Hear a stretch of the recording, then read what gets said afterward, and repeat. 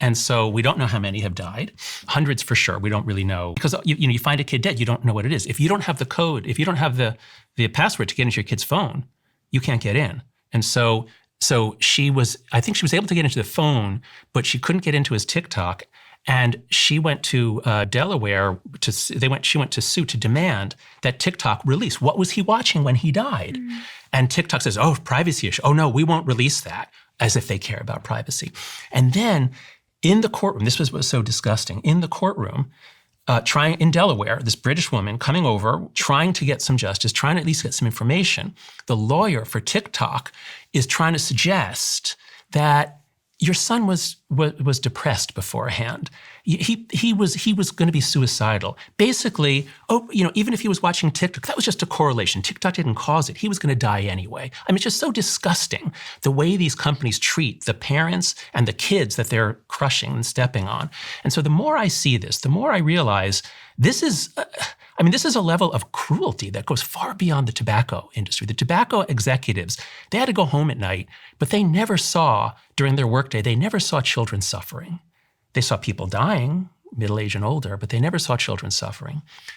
The social media executives, they have to go home knowing every day that millions and millions of kids have been cyberbullied, sextorted, shown eating disorder videos.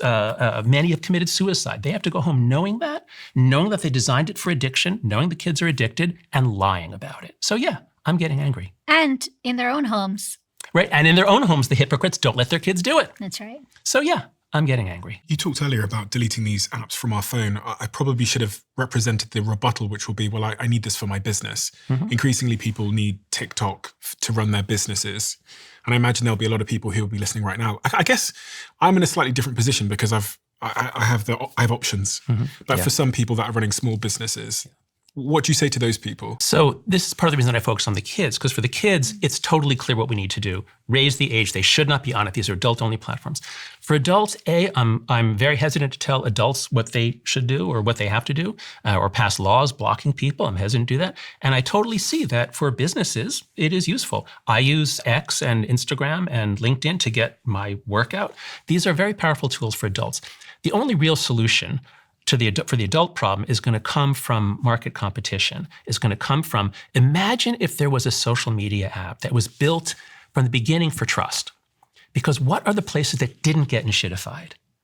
eBay, Uber, places where you're dealing with strangers. You don't know the name of your driver. He doesn't know yours. You know first name, that's all. But the company knows. The company has know your customer rules, know your driver rules. So you can have social media apps that are built for trust so that if someone, if a driver tries to sextort or sexually harass a customer, that driver gets fired. Well, just this week, though, there was that big lawsuit, right, with that woman and her Uber driver raped her. And okay, so now, and did they, okay. And now it's like slowly coming out that Uber, has patterns of covering up certain. Okay. So hopefully that will change. Hopefully this was a landmark lawsuit, and now there'll be more accountability. We all let our daughters get into Ubers with strange men from around the world, that we don't Ubers know. Everywhere. Yeah. So it means in general the system works. Although of course, yes, there are places where they're not careful. So what I'm dreaming of is that someone will come up with a platform that has know your customer rules. There are no bots. There are no foreign intelligence agencies manipulating us, and you can trust what's on there. You know that it's real. And that there will be an alternative. I'm not sure what the monetary model would be at the beginning. Subscription generally seems to be the least corrupted, whereas selling advertisements, as OpenAI is now doing, is the most corrupting. It's going to force them to maximize for engagement. So I understand we can't just, businesses can't just boycott these. There has to be something. But I think there will be better ones coming out. I think right now, as a stopgap, while these social media companies, their feet are held to the fire, there are things that we can do in the now. So, the things that I talk about all day is like how to create boundaries, and so that you can protect your mental health, stay informed, run your business, but then be able to not have all of those deleterious effects to your brain and your body. It's quite difficult. I kind of see both of your perspectives on this. It's quite difficult. And I'm only talking about adults. So for kids, as a mother, even for adults, I find it we have a difficult. zero screen policy in our home. It's kind of like trying to navigate through the world and avoid processed foods, you know. Yeah. And this is probably even more compelling because it's in my pocket all the time. I need it for other things, and it's just one reach away. So, you know, boundaries, I think I could build a discipline to create boundaries. But I've sat here on this podcast for many, many years listening to neuroscientists tell me, Steve, don't put your phone in your bedroom. That's right. And I'm Keep it out of still your waking bedroom. up, and it's the first thing I look at with one eye open, and then I'm going to bed, and I'm doing the whole revenge thing that you just said at nighttime. I'm so glad you've given, because I will finish a hard day of work. It might be 11 o'clock, and then my partner is waiting for me. Yes. You know, we're going to have some time, but I want some me time.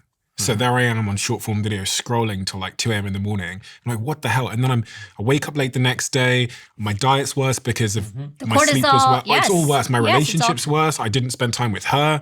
And I'm going, what the hell just happened? I'd got nothing out of that scrolling session.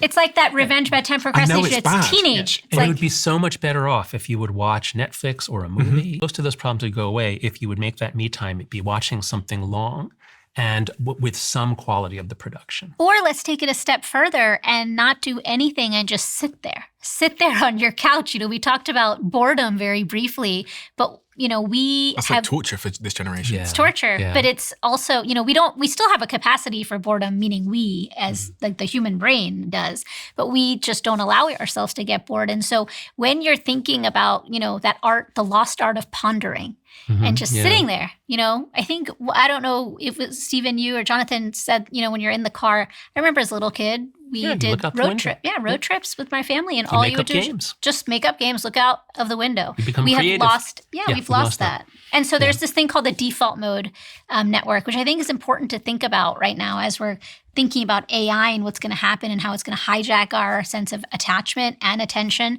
So the sense of meaning and purpose, right? If you ask people right now, most people will say, I am a keynote speaker, so I speak all over. And when I ask people, the word that comes up over and over is a sense of horizonlessness. Adults. Oh, interesting. People feel like they have nothing to look forward to right now. The human brain needs something to look forward to.